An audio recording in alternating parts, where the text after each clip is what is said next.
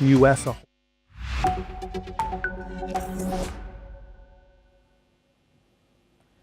Hello and welcome. I'm Sima Katauka and you're watching World Report on NewsX World. Let's take a look at the top headlines of this hour.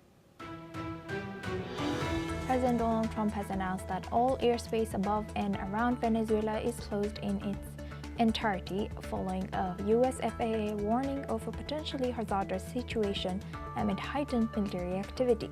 This move comes after 6 major international airlines suspended flights due to security concerns earlier this week. Brazil's former president Jair Bolsonaro, who is sentenced to 27 years in prison for coup plotting, has filed a new appeal asking the full 11-member Supreme Court to annul his conviction. His defense argues the original 4-1 ruling by a 5-justice panel was unfair and seeks his complete acquittal after a prior appeal was rejected. US President Donald Trump said he will pardon former Honduran President Juan Orlando Hernandez, who was sentenced to 45 years in the U.S. for trafficking 400 tons of cocaine just days before Honduras' election. Trump has also threatened to cut U.S. support if his preferred candidate Nasri Asfoura loses, seen as an intervention in a foreign vote. A Ukrainian delegation will travel to the United States this weekend for high-level talks on Washington's plan to end the war. A senior official has said that with meetings possibly set for Florida, the visit comes as Andriy Yermak, former chief of staff to President Volodymyr Zelensky, was suddenly dismissed before he could join the negotiations. Australian Prime Minister Anthony Albanese has married his partner Jodie Hayden in a private ceremony in the lodge in Canberra today. This makes Prime Minister Albanese the very first sitting Australian Prime Minister to wed while in the office. The ceremony followed his Valentine's Day proposal in 2024, and the Prime Minister's dog Tutu served as a ring bearer. Airlines are rushing globally to fix a flight control software glitch after Airbus recalled 6,320 family jets, temporary grounding aircraft in Asia and Europe, and threatening U.S. travel during a busy post-Thanksgiving weekend. The recall is one of the largest in Airbus's 55-year history and comes just weeks after the A320 surpassed the Boeing 737 as the most delivered aircraft model. German lawmakers have now passed the record 2026 budget amid a drawn-out fight over pension reforms pushed by young conservatives. Berlin also aims to back an EU ban on new internal combustion car engines from 2035.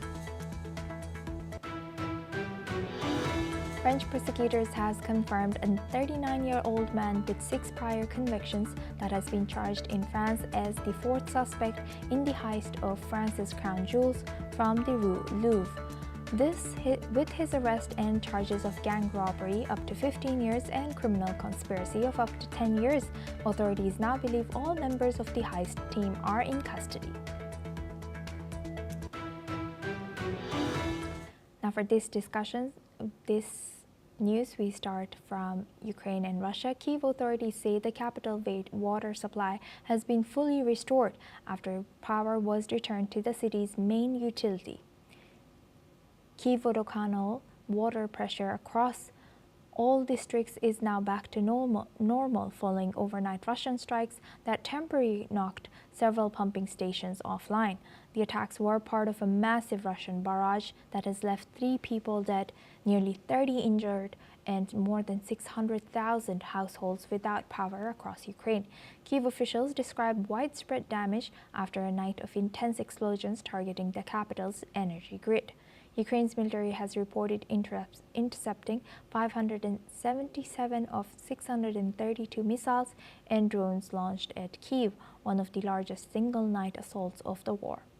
Meanwhile, President Zelensky has confirmed that a Ukrainian negotiating team is heading to the U.S. for peace talks, led by Security Council Secretary Rustem Umerov, who replaces outgoing negotiator Andriy Yermak following his resignation. Now for this discussion, we welcome Mark Sutherland. He's a geopolitical expert, joins us live from London. Thank you very much, Mark, for joining us again. Good to see you. Mark, now looking at this, how do you think, how will Andriy Yermak's absence, do you think it's going to affect the negotiations moving forward, and also the scandals coming out from Ukraine about the yes, how do you think that will be affecting the talks?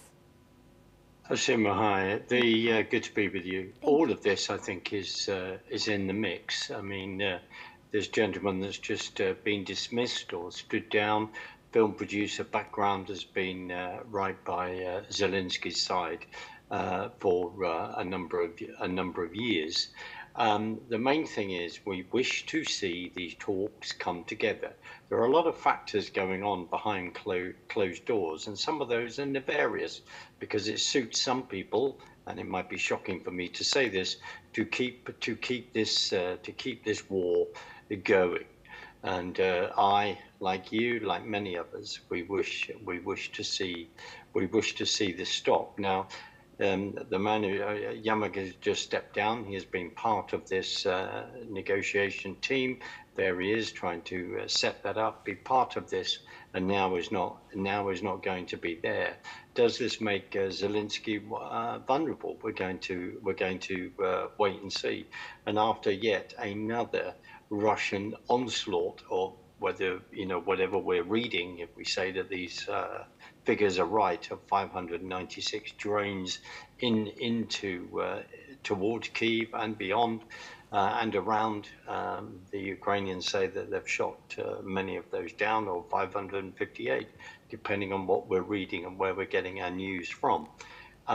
This is continuing. We're about to see maybe negotiations. People come to the table to end this, but the Russian onslaught continues. Asuma. Yes, and what key issues still lie between Ukrainian negotiators and U.S. negotiators, as well as the Russians who are not on the table right now, but who could be present with just U.S. negotiating, with U.S. not directly with Ukraine? As you know, the Russians are very good at propaganda. One of the big issues that we all face when we're asked to comment on this is we're trying to work out what is the truth. And one of the other big issues is the actual state of the Russian economy. Lavrov's last year, 2024, the beginning of 2024, there was a peace agreement on that they were putting forward just after the Ukraine invasion. Remember, by Russia, they invaded a sovereign country. There was, within a number of weeks, a deal being discussed. That was stopped as this has continued. There are so many factors, and one of the big factors is, of course, Russia turning around and saying, well, whatever land we've taken in regard to Ukraine, we wish to keep. We wish to have this buffer zone. That is not going to be easy. But also remember, as reading certain figures, the amount of losses on their side, which is now well over 1 million, the amount of tanks, etc., and hardware that they have lost is extensive. So the Russians will be taking all this into consideration as well as the Ukrainians. But at the end of the day, Russia invaded a sovereign country. We have seen the most serious war within Europe for many, many years, and we wish it to end. Can we get these voices around the table to end it? Especially when the Ukrainians as well have sacrificed the soldiers that have died, sacrificed their lives for this, to defend their country. That is also a huge issue, understandably a big issue that has to be taken into consideration in regard to this, because they were attacked. And when Russia turns around and says, well, in the future we'll look after your security, and as the Ukrainians have already said, you attacked us in February 2022. Why should we in fact believe you? And as you and I have discussed, there's so much history to throw into the mix here, especially in regard to the Minsk agreements, especially in regard to 1994, and asking the Ukrainians to get rid of their nuclear weapons, and that the Americans, the West, NATO, etc., would then defend them. Yes, and Mark, keeping that on mind, today there was strikes on Shadow Fleet in Turkey's waters, which are off Russia. Do you think this incident in particular would be influencing the talks that are held today? Asuma, sorry, who did you? I didn't catch that. Who has attacked who? The Ukrainians attacked the Shadow fleets in Turkish waters that were docked in Turkish waters today. Right, as in you are talking about the Russian Ghost Fleet that then exports oil around the world. Yes. Well, it's a Russian asset, and of course, as the Ukrainians, like everyone else, is aware, and they've constantly discussed it, so have we, which is where Russia is then selling its energy to then continue this war and to make sure that its war chest is then full in which to do that. Now there are certain things unfolding in regard to how much is China supporting, and of course, as we've very carefully raised that whole sensitive subject when President Trump has been annoyed with India and other European countries in regard to that you're still buying energy from Russia. If you stop doing that, well, maybe we can bring them to the table a lot quicker. So all of that is in the mix. But yes, it's an asset. It's a ghost fleet, but it's an asset that the Ukrainians, understandably, feels that they have a right to then attack. Asuma. Right. With that, I would like to thank Mark Sutherland for sharing that insight. Please stay with us as we come back to you for another later discussion. Now we move on to Middle East. 2 Palestinian children were killed in Gaza today in what relatives and medics say was an Israeli drone strike, despite a fragile ceasefire that has reduced but not halted violence in the enclave. Brothers Fadi and Goma Abu Asi, aged 10 and 12, were reportedly gathering firewood for their wheelchair-bound father east of Khan Younis when they were hit. Their uncle claims that the boys had no missiles or bombs and were simply helping their family. The Israeli military did not immediately respond to requests for comments.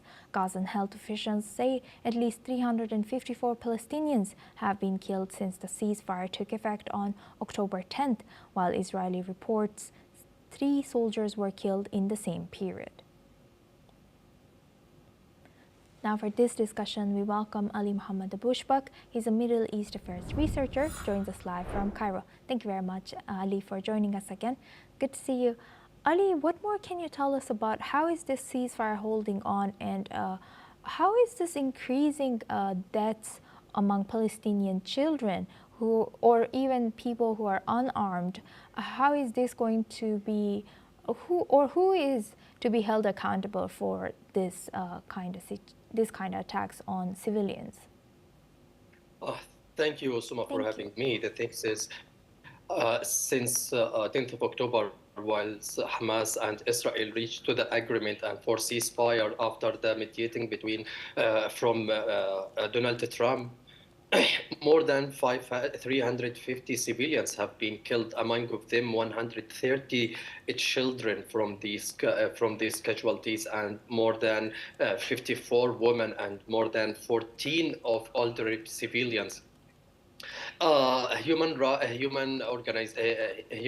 organization in Gaza has been reported more than 503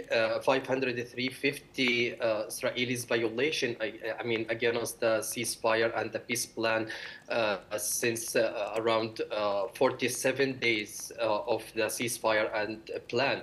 Up to now, Osama, Israel is bombing Gaza.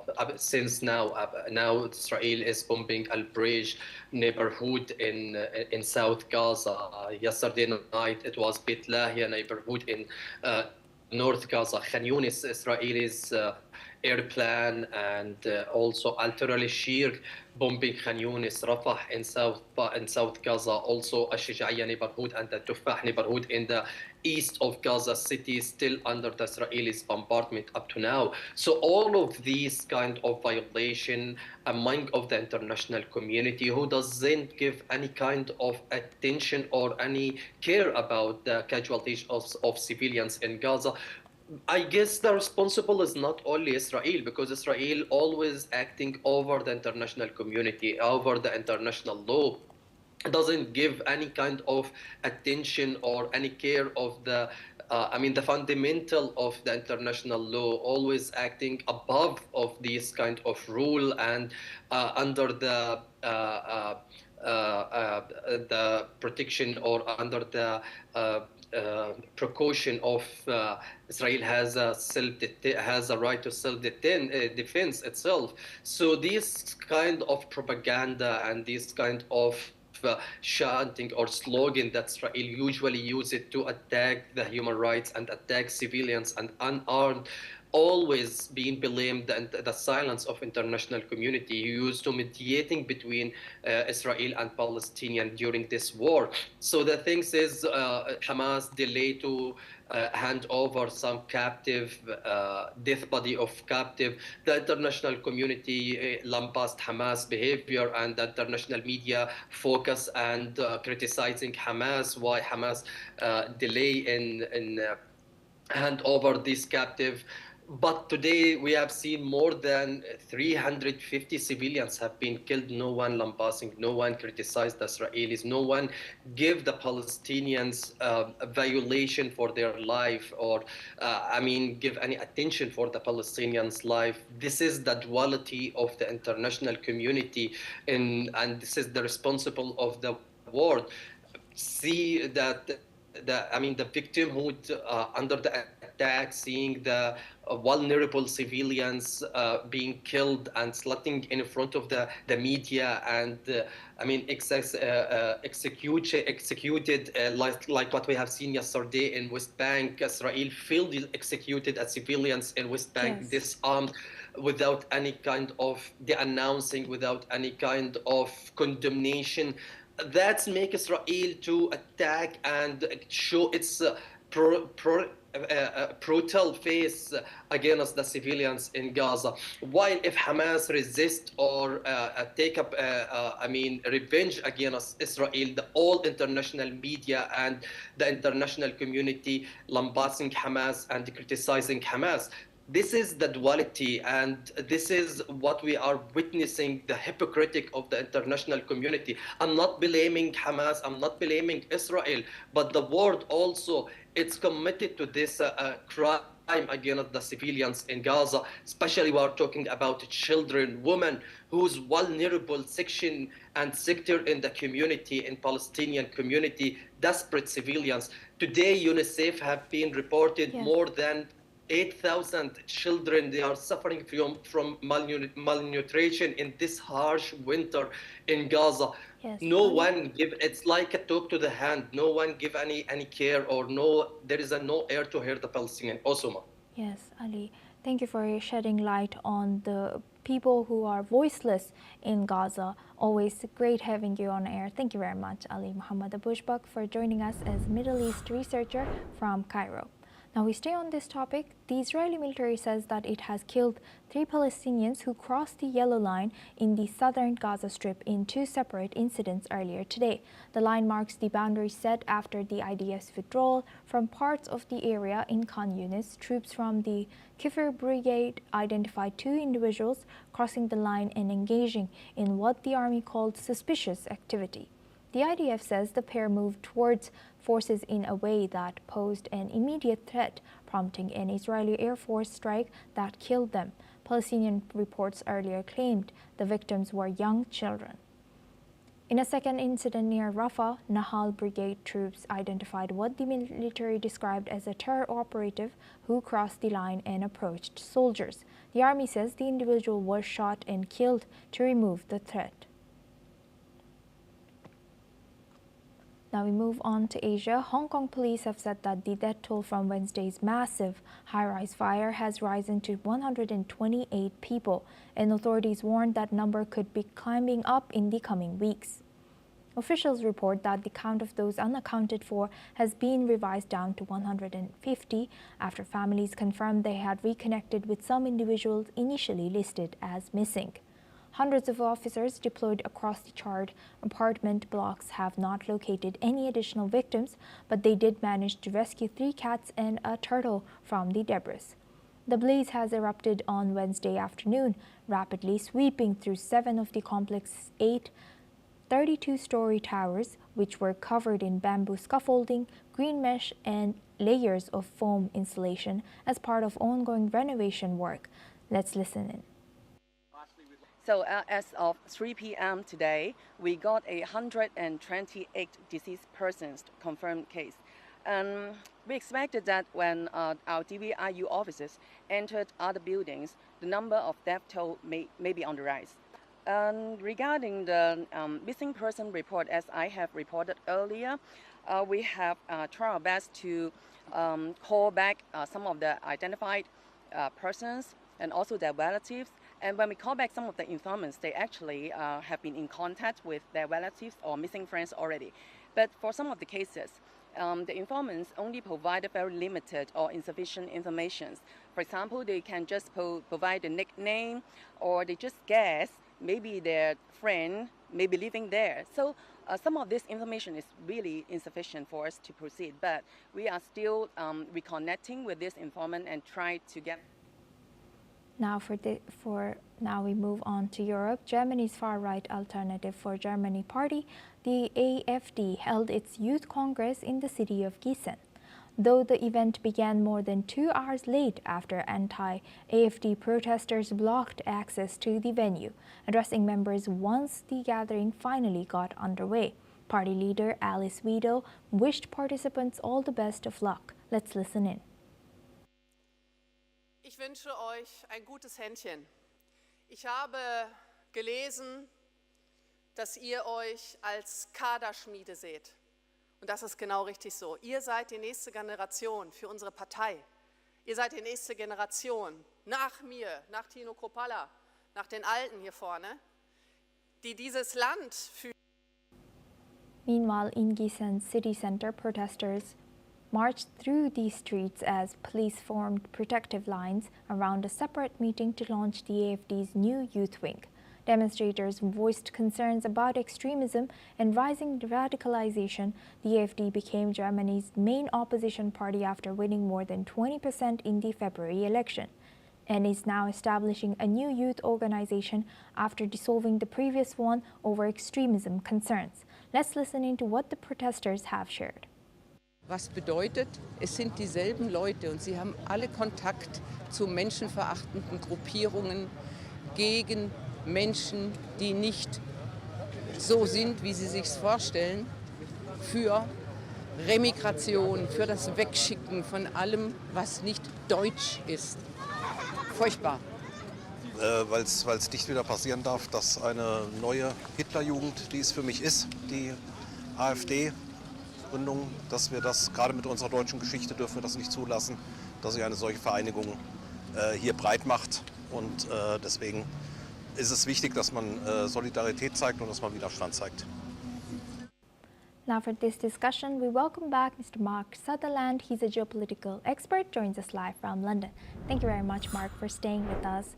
Now, looking at this, what do you think about the surge in this German rights group and also even German left group and their clash in Germany? And do you think there's a chance that this new German AfD's youth wing group will also become or end up becoming like the one banned Young Alternative group that was banned in March and then dissolved because of extreme right ideology? Asuma, in all these cases, and we need to look into it, but we don't have time and go into a deep dive. When we use the phrases far right, I turn around and say, what do you actually mean? The issue is this, is when people have a left-wing ideology and go far left, then people on the right wing are going to look extremely far right because the left have gone extremely far to the left. If you mean that people who want to be in charge of their own country, they want their own culture, they want their own borders, they want their own money supply, they want control of the borders, and they want to keep their language, then they are then proud patriots and nationalists in regard to their own country. What happens is that when people question those, they then question the people that believe in their country, and they throw things around like saying you are extremely far right. Remember, in 2015, under Angela Merkel, the amount of immigration that then came into Germany all of a sudden. Also within Germany, there is deep concerns over the deindustrialization of Germany, the energy policy within Germany. What I also find fascinating about this is when the left wing turn around and put that label of far right, and far right label in regard to Hitler, what they then forget is that Hitler was then in charge of a party called the National Socialist Workers' Party, and the clue is in the second word, which is socialist. It's down to how people define that in regard to the means of production. In regard to the AFD, it's a populist party. There are many people that support the AFD within Germany. As I say, they then want to be able to run their own country. Europe is in a very interesting position as we look at Romania and look at what happened in their regard to those elections.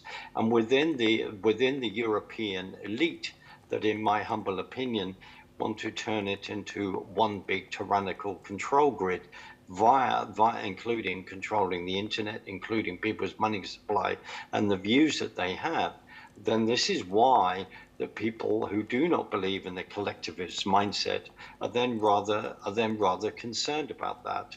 And it's very interesting to see this unfold. And when people are saying that groups then have extremist views, then we have to turn around and say, well, what are those views?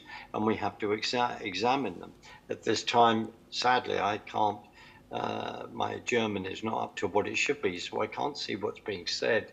Plus, I'm not fully aware of some of the accusations against this previous group. We are now living within this huge propaganda war where people are throwing one trope at each other on either side. And we are seeing people, understandably, who do not want to be told what to think, and who also don't want to live under a tyrannical mindset.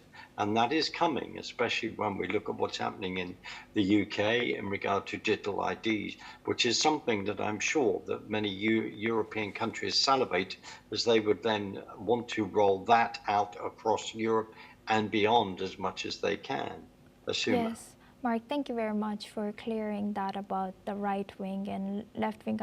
I tend to forget that everybody has a different definition. It's very hard to keep up. And now that concerns about extremism and rising radicalization is spreading around the world, this year we've seen many such moves among young people. Why do you think many such groups around the world, particularly among young people, are emerging? That one I can think of is Turning Point USA and the Gen Z groups that we saw in Africa. I think it was Madagascar's coup, or Madagascar, that was in the news this year. And what should governments do to stop such propaganda war and surge of such clashes and rise of radicalization among young people?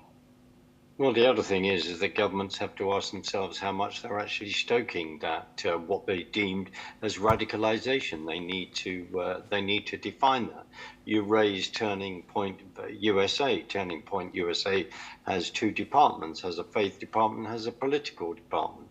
and within and under people under Charlie Kirk's leadership and others sought to engage with young people in the university sphere to talk to them about, do you know enough about American history? Are you prepared to defend the Constitution and contribute to this, to the country, and to stop then the spread of socialism that leads to communism and tyranny? That's what Turning Point USA does in America, and also does within the UK. The rhetoric within the propaganda, as we are seeing within the UK, where it wants to bring in more control online, it's then having a discussion about what then they're seeing as the definition of extremism.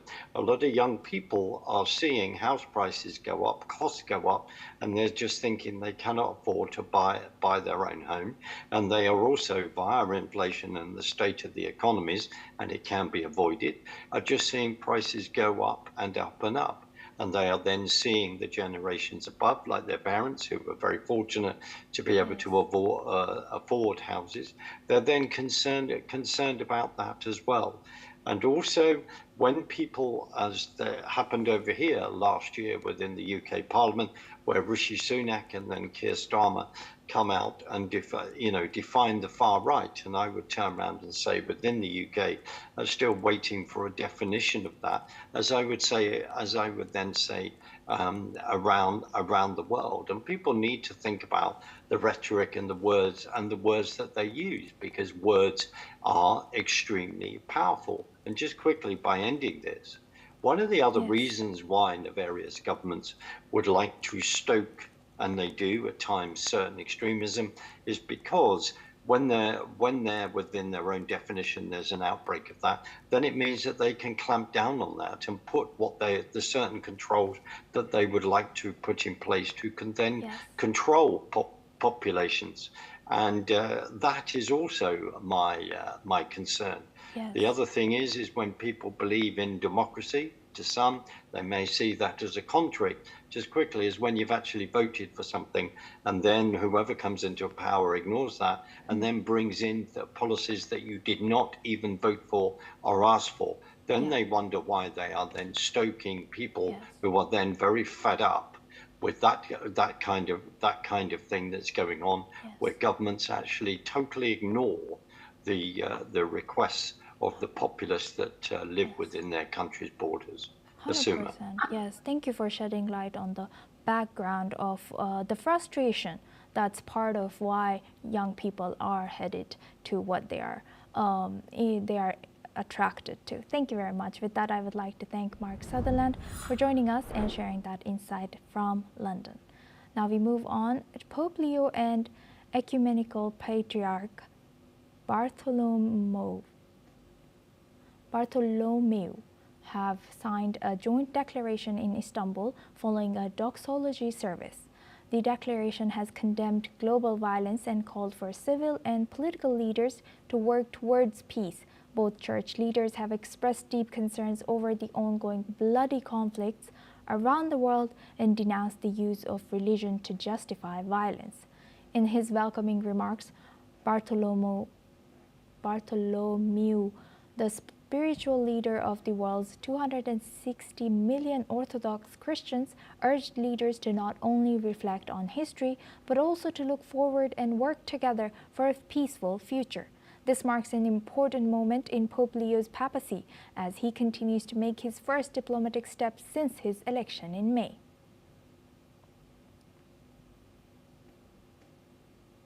That's all we have time for. Keep watching NewsX World for more news updates from around the world.